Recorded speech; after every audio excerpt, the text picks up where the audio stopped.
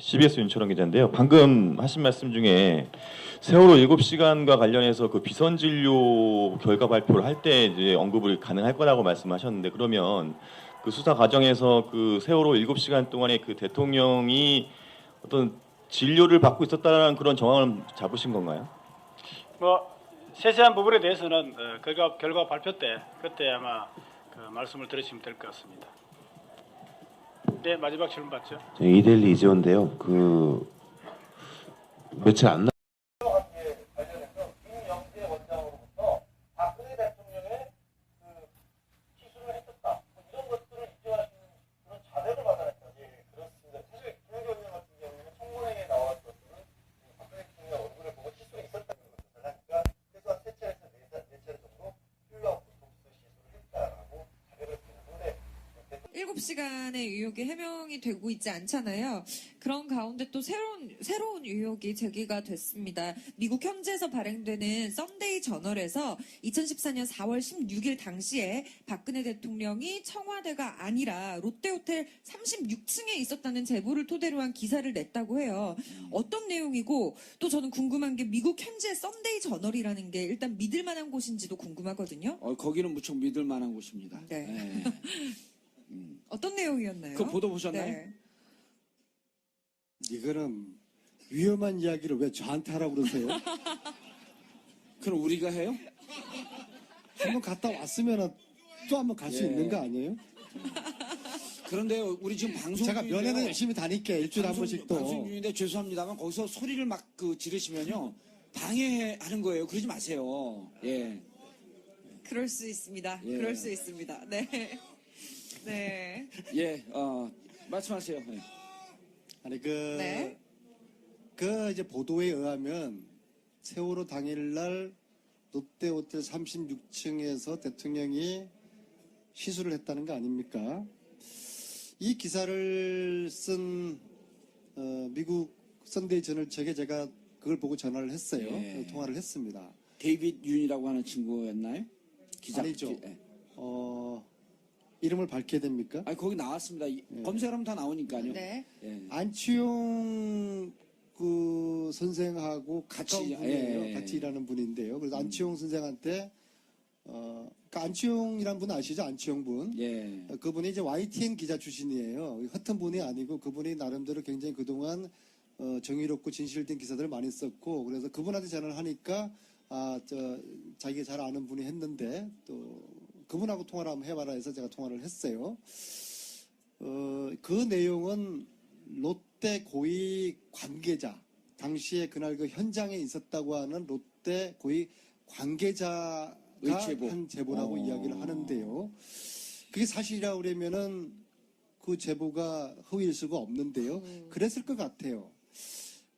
그 기사하고 신동빈 회장이 무사히 감옥 안 가고 무사한 게 좀 의아하지 않아요? 아니 그러니까 그 제가 기사에도- 롯데라고 기사에도 그런 하면은 내용이 있었죠. 제가 예. 롯데라고 하면은 그날의 CCTV를 롯데가 방어용으로 가지고 있을 것 같아요.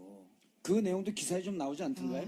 나왔습니까? 예, 그거 전 나옵니다. 자세히 예. 못 봤는데. 네. 그 내용이 기사에 나옵니다. 그래서 그래요? 그것을 근거로 해서 세무조사를 받고 이런 법적 그 조치 일보 직전까지 가서 롯데가 이게 빠진 거하고 이게 전혀 연관이 없지 않다. 자, 라는 식으로 그런데 의혹을 제기하죠. 자, 그날 김영재 원장의 행적이 오전에 장모 시술을 하고 골프장을 갔다는 거 아닙니까? 그렇죠. 어느 골프장이죠? 청라 골프장. 예, 전 골프 안 쳐서 잘 청라 모르겠습니다. 골프장인데 그 골프장 사장님을 제가 만났어요. 예. 네. 굉장히 우호적으로 협조를 해주셨어요. 그분을 제가 의심하는 건 아니지만 그분이 하필이면은 롯데 출신이에요. 제가 무슨 말씀 드리고 싶은 거 아시죠? 이 롯데 36층의 이 기사하고 그날 사실은 청라골프장 그 알레베이가 깨지면은 김명재는 완전히 무너지는 거 아니겠습니까?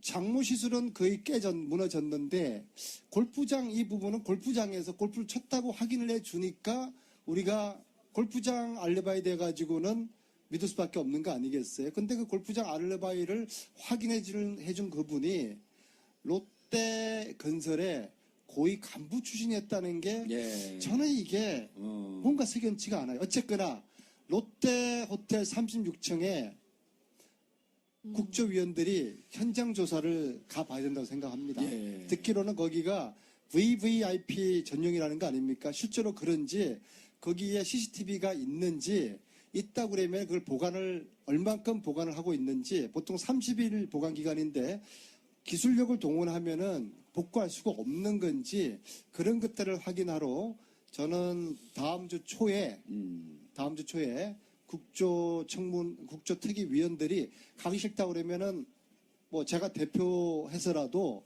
롯데호텔, 저 롯데호텔 36층에 그 문제의 예. 장소를 현장 조사를 꼭 해봐야 된다고 생각합니다. 안 의원님, 무척 지금 이제 저희 박수가 약해서 이제 못 가겠어요. 이게요, 여기 계신 분들도 중요하지만 전국에서 보시는 분들의 해이지 여기서 보시는 분들 중심으로 방송을 하는 걸 전문용어로 뭐라 하는 줄 아세요? 관종 1호, 관종 2호. 아니 근데 뭐냐면 국정조사는 지금 대충 마무리되는 과정이기 때문에 아니요, 1월 15일까지고요. 예. 한 달 정도 연장을 할 수 있어요. 그런데 이제 지금 비박당이 나가서 국정조사위원들의 이제 구성에 변화가 생기거든요. 무척 심각할 수 있습니다. 그래서 사실상 힘을 받지 못하는 국정조사가 될 수 있는데 제가 무슨 말씀을 묻고자 하냐면 지금 오늘 36층 이 얘기는 제외 언론인이 쓴 거기 때문에 의혹 차원입니다. 그 의혹 차원에서 지금 이제 안민석 의원도 말씀을 하시는 거고 그렇다고 한다면 그리고 뭐 청라 골프장의 임원도 롯데 출신이고 여러 가지로 석연치 않은 구석이 있다. 그리고 이제 헌재도 박근혜 대통령한테 그날 뭘 했는지 밝혀라 이렇게 얘기하고 있잖아요. 네. 그럼 이런 부분은 오히려 직접 국조에서 가는 것보다도 특검에서 강제성을 갖고 있는 특검에서 이 부분에 대해서 좀 수사를 해라라고 당에서 특검에다가 고발을 형식이 되든 아니면 정치적으로 요구하는 형식이 되든 이렇게 가는 게 좀 더 효과적이지 않을까요? 동의합니다. 예, 잘 모르세요? 동의합니다. 자, 안민석 의원이 이번에 국정조사에서 무척 많은 공을 세웠고요. 그리고 2014년 4월 8일 대정부 질의에서 이미 최순실 정윤의 존재를 얘기를 했는데 그러고 나서 일주일 있다가 이제 세월호 참사하면서 이 모든 얘기가 덮였습니다. 만약 그때 2014년 4월 8일 날 그때 국정농단의 실체를 얘기를 했고 그다음에 또 우리 정윤의 문건 파동이 났을 때 그때 만약 정부에서 정말 이렇게 문제 제기하고 있는 국민들 국회의원의 얘기를 좀 귀담아 들었다라고 한다면 이렇게 국정농단 사태를 좀 조기에 잡을 수 있었던 조금 더 솔직하게 얘기하면 탄핵이 조금 더 일찍 될 수 있었던 이제 14년에 이제 공주승마 특혜 의혹 또 최순실을 세상 밖으로 끄집어낸 이유로 정유라의 이대 입시 부정, 그 다음에 학사 부정, 베트남 외교 행랑, 그리고 장시호를 세상에 꺼내놓고 또 간호장교 조대일을 세상에 알리고 또 지금 현재 막 진행되는 독일의 최순실 돈 세탁 의혹을 제기를 제가 한 10꼭지 정도를 했던 것 같아요. 그리고 제가 제기한 의혹에 대해서 대한민국의 정의로운 기자들이 열심히 디테일하게 취재를 해가지고 퍼즐을 잘 맞춰줬고 그러면서 이제 국정농단의 일부가 드러났다고 생각을 합니다. 그러나 제가 생각할 때는 아직도 반의 반도 드러나지 않았어요. 한 10분의 1 정도밖에 드러나지 않았다고 봅니다. 드러난 진실 말고 숨겨진 진실을 우리가 어떻게 찾아낼 수가 있겠습니까? 그러나 지금은 특검으로 폐지가 넘어가는 시점이기 때문에 특검에 대한 신뢰와 기대를 가지고 저나 주진우 기자나 그동안 열심히 했던 기자들이 가지고 있는 정보와 자료들을 특검에 지금 다 넘겨주고 있는 이제 그런 시점에 있습니다. 예, 알겠습니다. 자, 그러면 아쉽지만 마지막으로 이렇게 현장에서 코랑 귀랑 다 빨개져 가면서까지 추위 속에서도 촛불을 들고 찾아주신 시민 여러분들께 한마디 해주시죠.